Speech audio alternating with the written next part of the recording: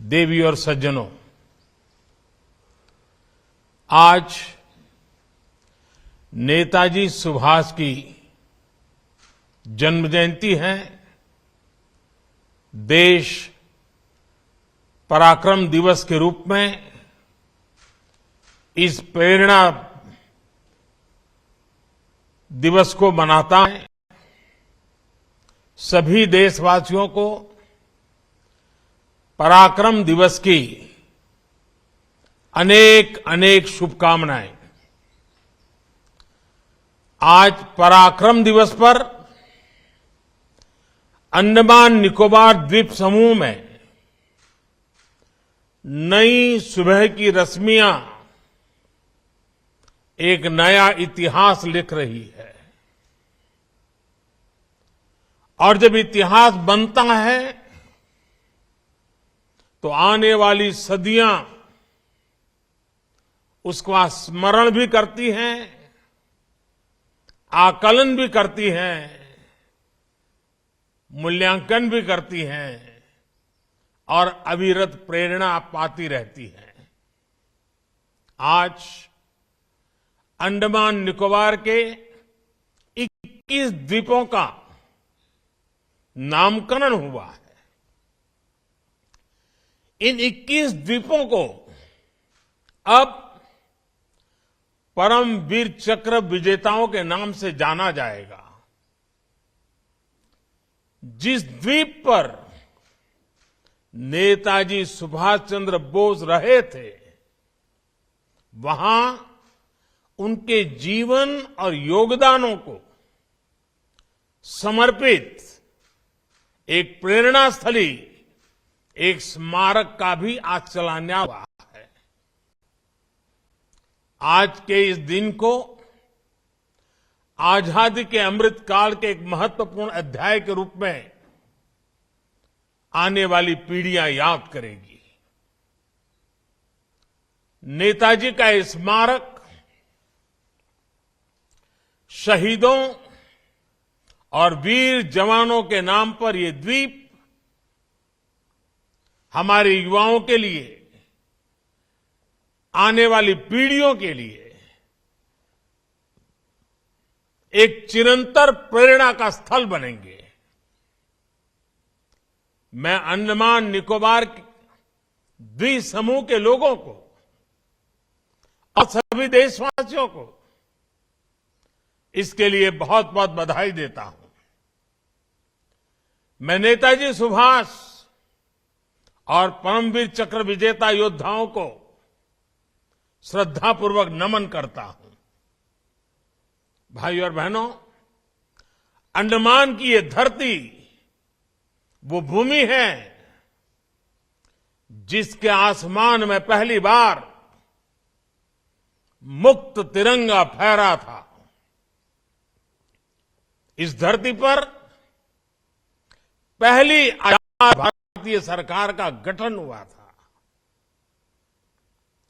इस सब के साथ अंडमान की इसी धरती पर वीर सावरकर और उनके जैसे अनगिनत वीरों ने देश के लिए तप, तितिक्षा और बलिदानों की पराकाष्ठा को छुआ था।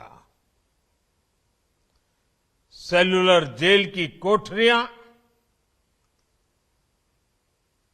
उस दीवार पे जड़ी हुई हर चीज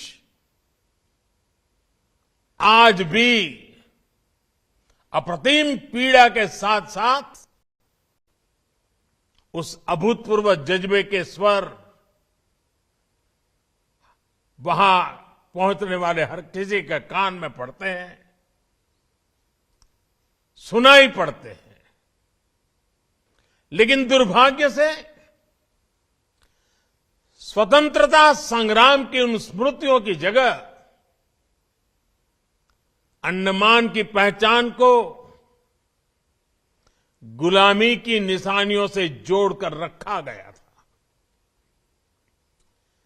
हमारे आइलैंड्स के नामों तक में गुलामी की छाप थी, पहचान थी।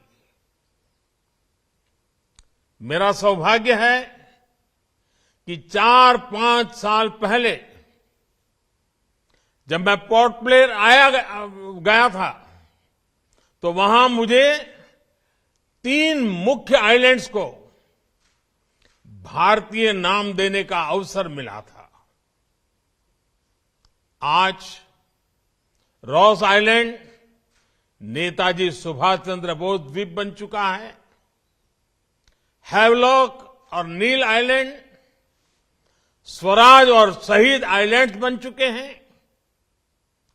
और इसमें भी दिलचस्प ये कि स्वराज और शहीद नाम तो खुद नेताजी का दिया हुआ था। इस नाम को भी आजादी के बाद महत्व नहीं दिया गया था।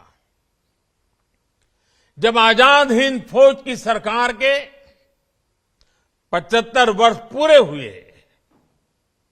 तो हमारी सरकार ने इन नामों को फिर से स्थापित किया था। साथियों, आज 21वीं सदी का समय देख रहा है कि कैसे जिन नेताजी सुभाष को आजादी के बाद भुला देने का प्रयास हुआ, आज देश उन्हीं नेताजी को पल पल याद कर रहा है। अंडमान में जिस जगह नेताजी ने सबसे पहले तिरंगा फहराया था, वहां आज गगनचुंबी तिरंगा आजाद हिंद फौज के पराक्रम का गुणगान कर रहा है। पूरे देश में और देश के कोने कोने से जब लोग यहां आते हैं तो समंदर किनारे लहराते तिरंगों को देखकर उनके दिलों में देशभक्ति का रोमांच भर जाता है। अब अंडमान में उनकी याद में जो म्यूजियम और स्मारक बनने जा रहा है, वो अंडमान की यात्रा को और भी स्मरणीय बनाएगा। 2019 में नेताजी से जुड़े ऐसे ही एक म्यूजियम का लोकार्पण दिल्ली के लाल किले में भी हुआ था। आज लाल किला जाने वाले लोगों के लिए वो म्यूजियम एक प्रकार से हर पीढ़ी के लिए प्रेरणा स्थली की तरह है। इसी तरह बंगाल में उनकी 125वीं जयंती पर विशेष आयोजन हुए थे। देश ने इस दिन को पूरे धूमधाम से सेलिब्रेट किया था। उनके जन्म दिवस को पराक्रम दिवस के रूप में घोषित किया गया। यानी बंगाल से लेकर दिल्ली और अंडमान तक देश का ऐसा कोई हिस्सा नहीं है जो नेताजी को नमन न कर रहा हो, उनकी विरासत को संजो न रहा हो। साथियों, बीते 8-9 वर्षों में नेताजी सुभाष चंद्र बोस से जुड़े ऐसे कितने ही काम देश में हुए हैं जिन्हें आजादी के तुरंत बाद से हो जाना चाहिए था, लेकिन उस समय नहीं हुआ। देश के एक हिस्से पर आजाद भारत की पहली सरकार 1943 में बनी थी। इस समय को अब देश ज्यादा गौरव के साथ स्वीकार कर रहा